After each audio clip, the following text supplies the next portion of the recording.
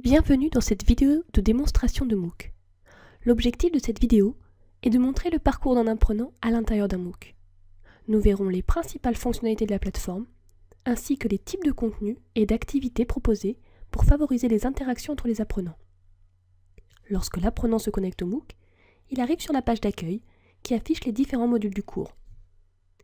Ces modules sont présentés sous forme de semaines, car un MOOC a une date de début et une date de fin.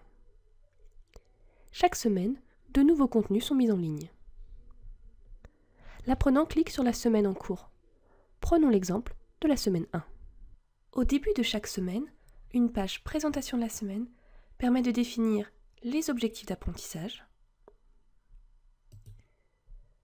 le programme détaillé du module, les activités ainsi que les fils de discussion associés.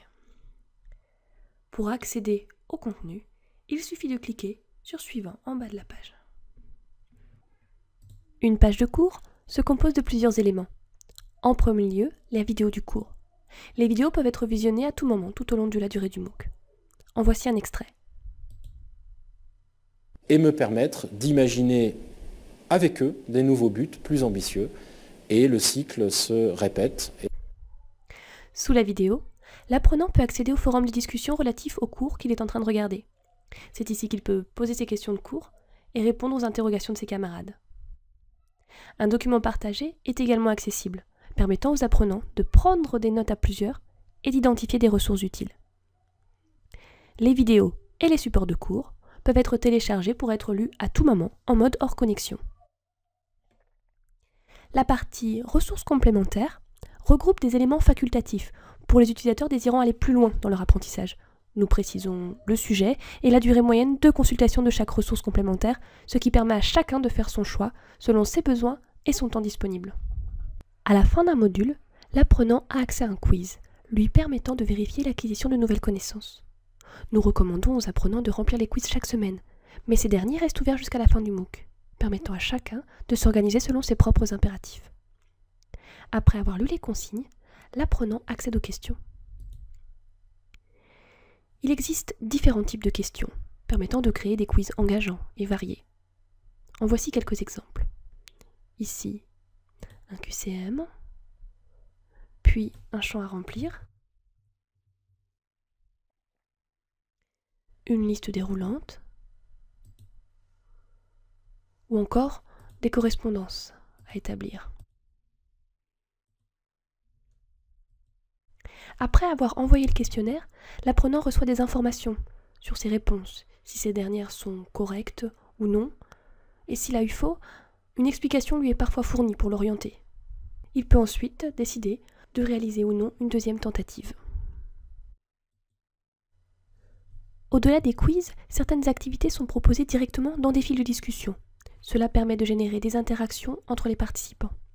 En voici un exemple.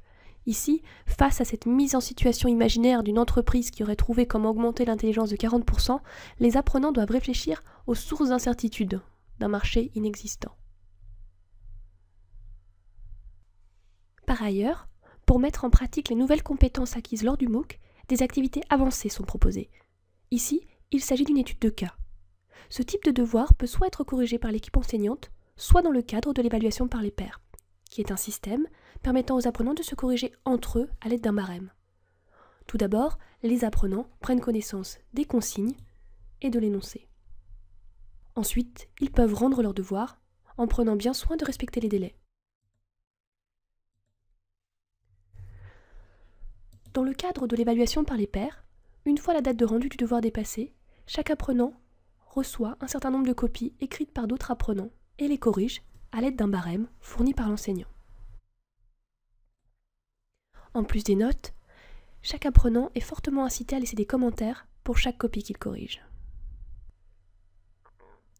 Ce qui fait la force du MOOC, en dehors des contenus et activités mises à disposition des apprenants, ce sont les interactions générées entre l'équipe pédagogique et les apprenants d'une part, et entre les apprenants eux-mêmes d'autre part.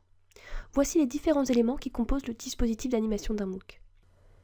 Les forums de discussion, dont nous avons précédemment parlé dans cette vidéo, peuvent tous être retrouvés sur une même page. Ces forums génèrent de nombreux échanges. Au-delà des forums, un MOOC est l'occasion de faire partie d'une communauté et de ce fait est souvent associé à des réseaux sociaux. Ces derniers permettent d'offrir aux participants des espaces d'échange complémentaires sur des outils qu'ils utilisent déjà quotidiennement. Facebook comme lieu d'échange informel, LinkedIn pour les discussions professionnelles, Google+ pour du partage de veille par exemple, ou encore Meetup pour organiser des rencontres entre apprenants. Les utilisateurs peuvent également communiquer au sujet du cours sur Twitter. Il existe également un système de messagerie interne qui permet aux étudiants d'échanger entre eux. Une indication mentionne le nombre de messages non lus de la messagerie. Les utilisateurs peuvent envoyer des messages à n'importe quel autre membre du MOOC et y répondre à cet endroit. Enfin, 2 à 3 fois par semaine, les apprenants reçoivent directement dans leur boîte mail des annonces envoyées par l'équipe pédagogique à tous les apprenants. Ces annonces permettent de présenter le fonctionnement du cours, de présenter les semaines, ainsi que d'annoncer les activités. Elles peuvent être toutes retrouvées sur la plateforme. Enfin, les apprenants peuvent accéder à un calendrier, leur rappelant les dates importantes du MOOC, la mise en ligne des contenus, les dates limites pour rendre les quiz ou les devoirs. L'apprenant peut ajouter ses propres événements, les déplacer, et il peut synchroniser son calendrier avec son agenda Outlook ou Google pour ne rater aucune échéance. Dans cette vidéo, nous ne vous avons présenté que les principales caractéristiques d'un MOOC. Il y a encore de nombreuses autres possibilités. Pour les découvrir, inscrivez-vous à l'un des prochains MOOC.